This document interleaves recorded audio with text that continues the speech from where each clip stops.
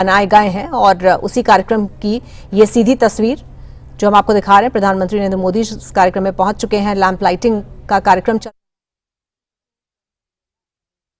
कर रहे हैं। साथ में मौजूद हैं सांसद महेश शर्मा और केंद्रीय संसदीय कार्य मंत्री किरण रिजिजू को भी हम देख सकते हैं। तो दीप प्रज्वलन का कार्यक्रम इस वक्त हो रहा है।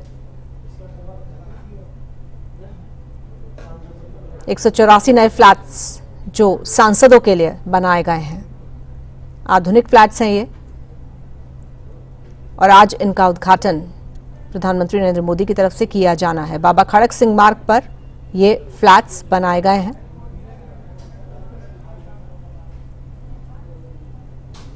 तमाम आधुनिक सुविधाओं से लैस हैं ये फ्लैट्स जो सांसदों के लिए बनाए गए हैं।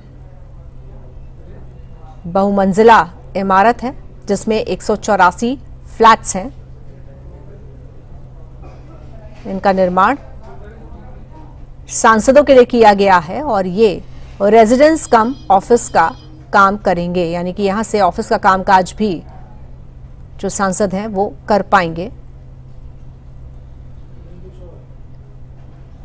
तो प्रधानमंत्री नरेंद्र मोदी की तरफ से उद्घाटन किया जाना है इन फ्लैट्स का, और हम देख सकते हैं केंद्रीय मंत्री मनोहर लाल भी स्टेज पर मौजूद हैं और अन्य सांसद और मंत्रीगण जो कि इस कार्यक्रम का हिस्सा है। बाबा खड़क सिंह मार्ग पर यह बहुमंजिला इमारत बनकर तैयार है 184 फ्लैट्स के साथ, जिसमें लेटेस्ट टेक्नोलॉजी का इस्तेमाल किया गया है और आधुनिक तरीके से इन फ्लैट्स का निर्माण किया गया है।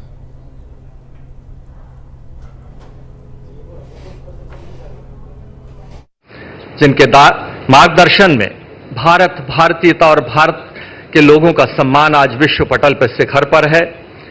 ऑपरेशन सिंदूर जैसे सफल आयोजन के बाद जहां दुश्मन को करारी मात दी और युद्ध नहीं बुद्ध के मार्ग और विकास के मार्ग पर देश को आगे ले चलने का संकल्प लेते हुए हमारे उन महापुरुषों ने, दीनदयाल जी और श्यामा प्रसाद मुखर्जी ने, जिन्होंने अंत्योदय का सपना लिया, आजादी की रोशनी की किरण, पायदान की सीढ़ी पर खड़े हुए अंतिम व्यक्ति तक पहुंचे।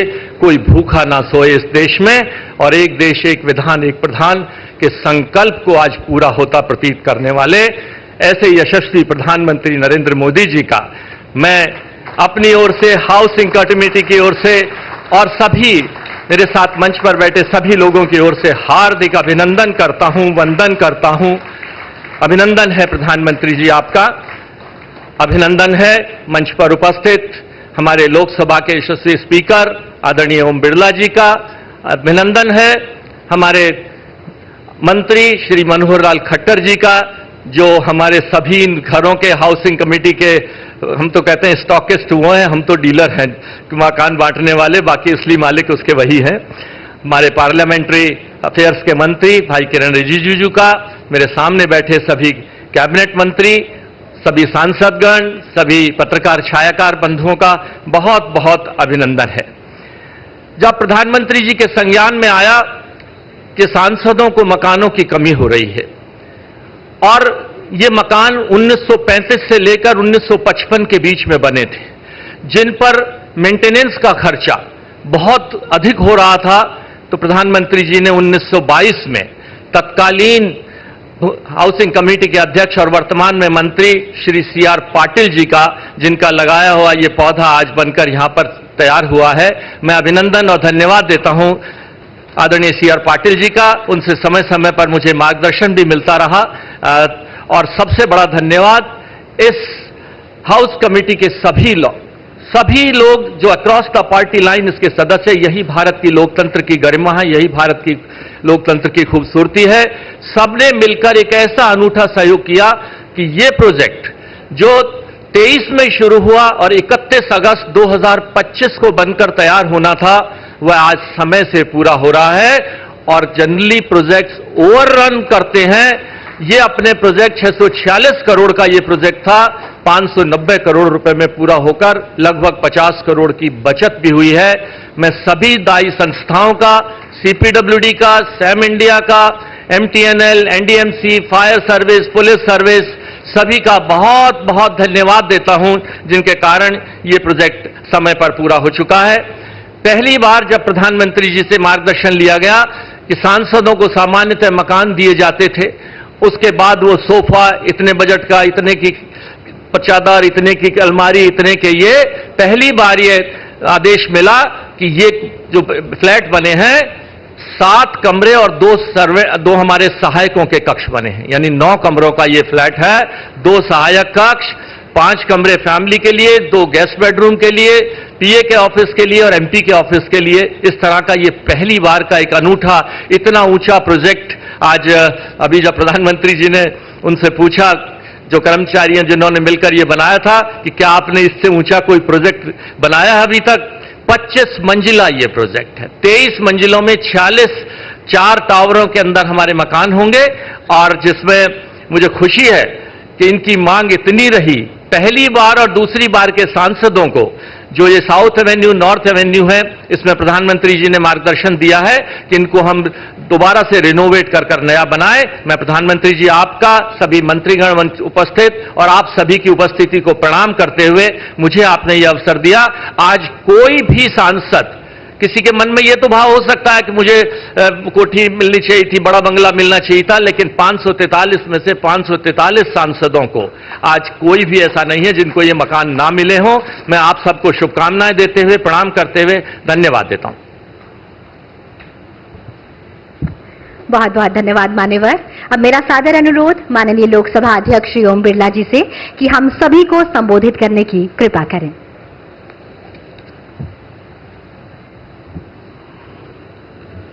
माननीय प्रधानमंत्री जी, माननीय खट्टर साहब,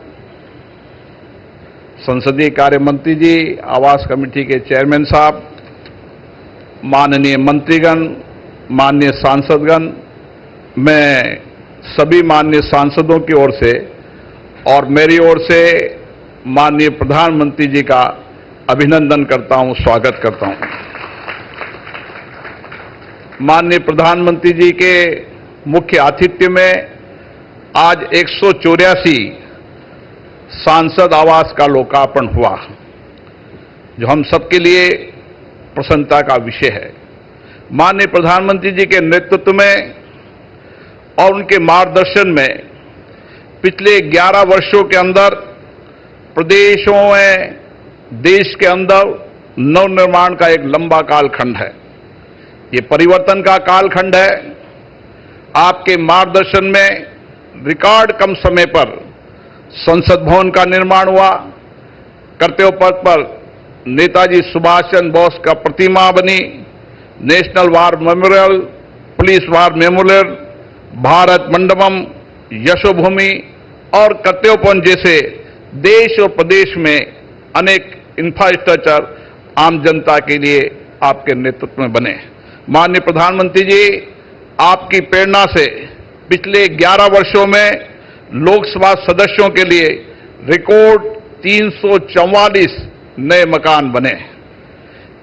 माननीय प्रधानमंत्री जी, इस आवासीय परिसर में स्थित टावर में के नाम कोसी, कृष्णा, गोदावरी और हुगली रखे गए हैं।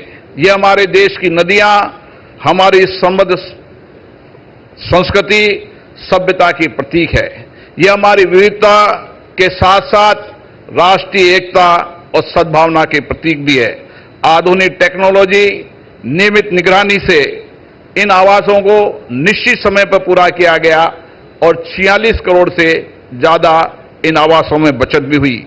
इन आवासों के निर्माण के बाद अब माननीय लोकसभा सदस्यों के लिए आवास की उपलब्धता पूर्ण हो चुकी है। हमारा प्रयास है कि आने वाले समय में जब नए माननीय सांसद चुनकर आए तो उनको चुनकर आते ही उनको आवास की उपलब्धता करा दी जाए, ताकि वो अपने संसदीय कार्य को और बेहतर कार्यकुशलता से कर सके। मैं इस अवसर पर लोकसभा सचिवालय, शहरी विकास मंत्रालय, सीपीडब्ल्यूडी और इस निर्माण कार्य में लगे श्रमवीर और इंजीनियरों का भी बहुत बहुत धन्यवाद देता हूं, जिन्होंने कड़ी मेहनत से इस प्रोजेक्ट का काम को पूरा किया। मैं पुनः माननीय प्रधानमंत्री जी का बहुत बहुत आभार व्यक्त करता हूं कि आप इस कार्यक्रम में पधारे, और सभी महानुभावों, सांसद, मंत्रियों का भी बहुत बहुत आभार व्यक्त करता हूं। धन्यवाद। बहुत बहुत धन्यवाद माननीय लोकसभा अध्यक्ष जी। और अब मैं सादर अनुरोध करती हूं हमारे देश के यशस्वी प्रधानमंत्री, विकास के शिल्पकार श्री नरेंद्र मोदी जी से कि हम सभी का मार्ग प्रशस्त करें। कार्यक्रम में उपस्थित श्रीमान ओम बिरला जी, मनोहर लाल जी, किरण रिजिजू जी, महेश शर्मा जी, संसद के सभी सम्मानित सदस्यगण, लोकसभा के महासचिव, देवी और सज्जनों, अभी कुछ ही दिन पहले मैंने कर्तव्य पथ पर कॉमन सेंट्रल सेक्रेटेरिएट यानी कर्तव्य भवन का लोकार्पण किया है, और आज मुझे संसद में अपने सहयोगियों के लिए इस रेजिडेंशियल कॉम्प्लेक्स के उद्घाटन का अवसर मिला है।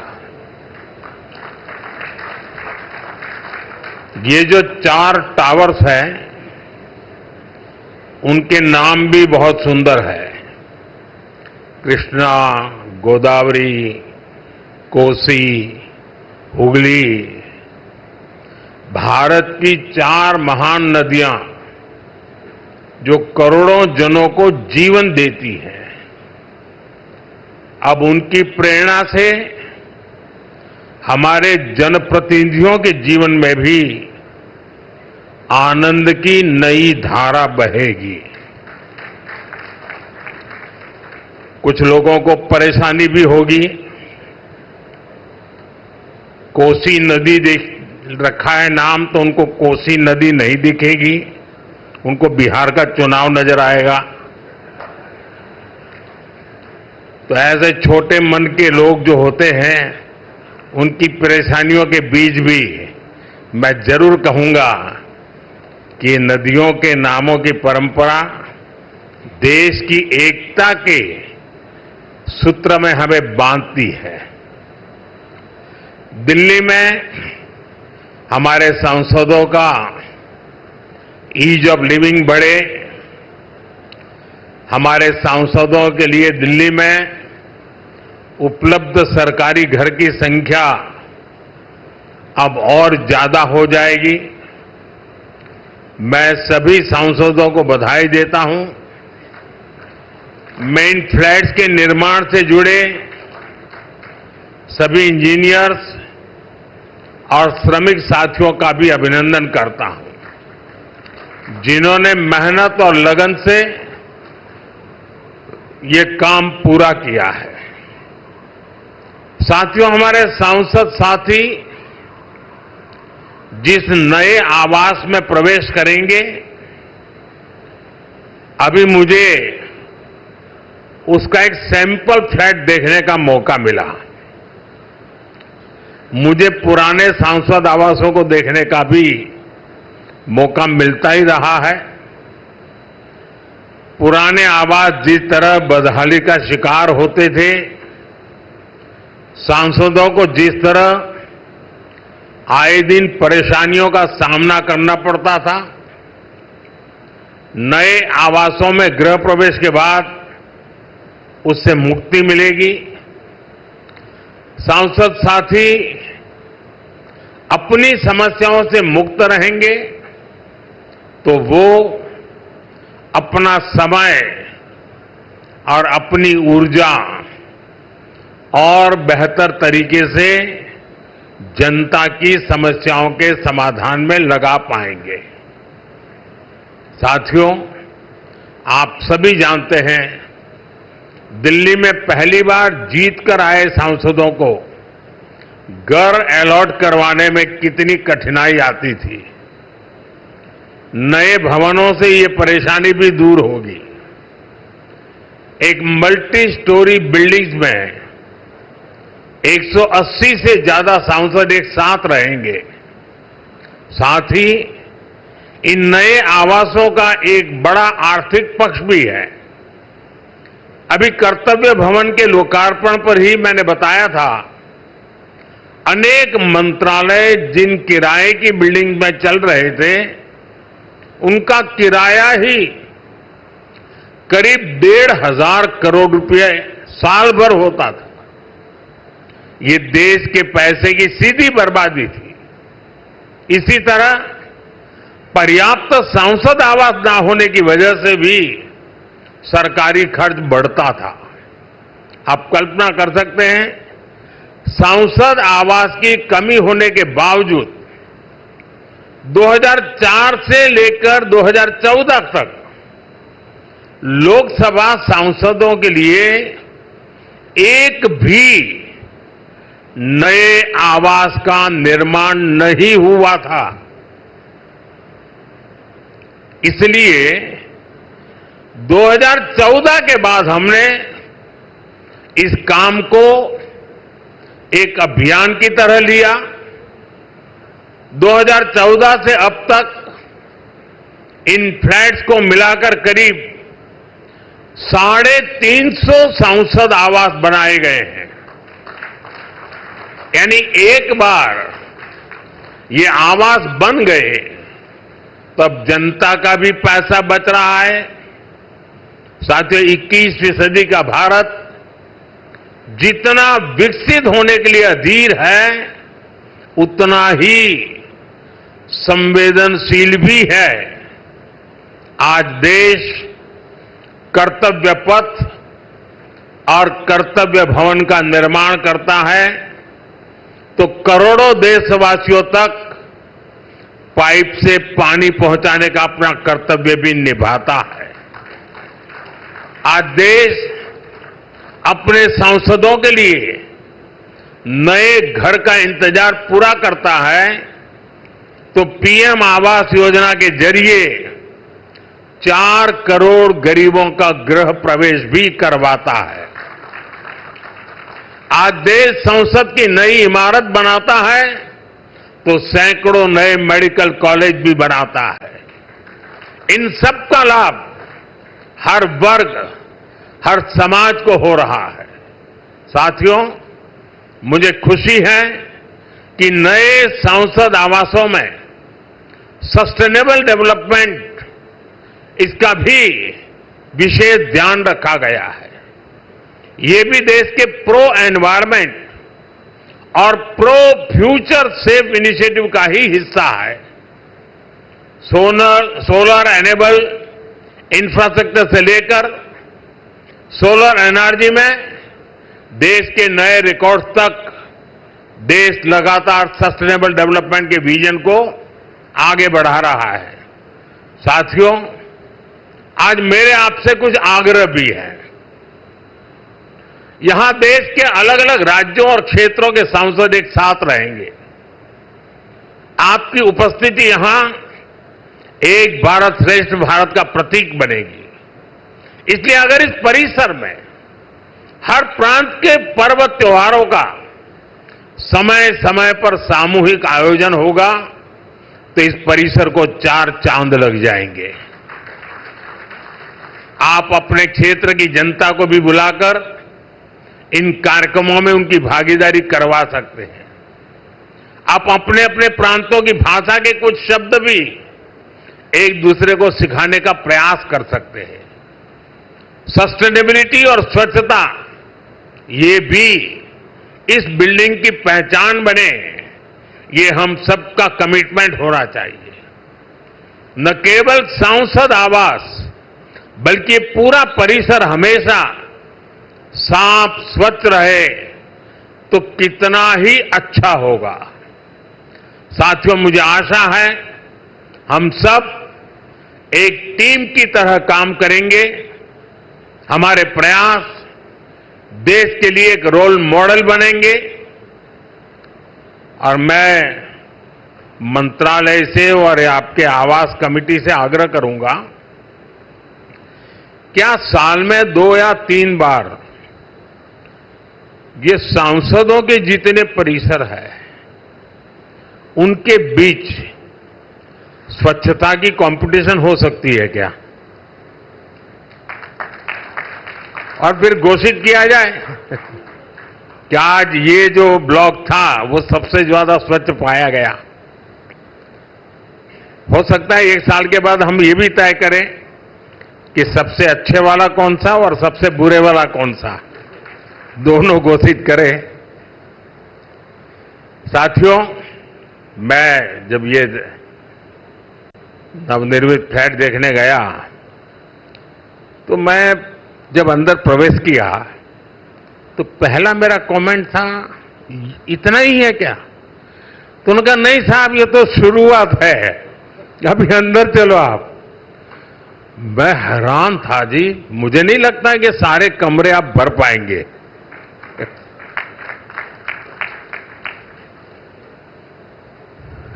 काफी बड़े हैं। मैं आशा करूंगा इन सब का सदुपयोग हो, आपके व्यक्तिगत जीवन में, आपके परिवार जीवन में ये नए आवास भी एक आशीर्वाद बने। मेरी बहुत बहुत शुभकामनाएं हैं। धन्यवाद।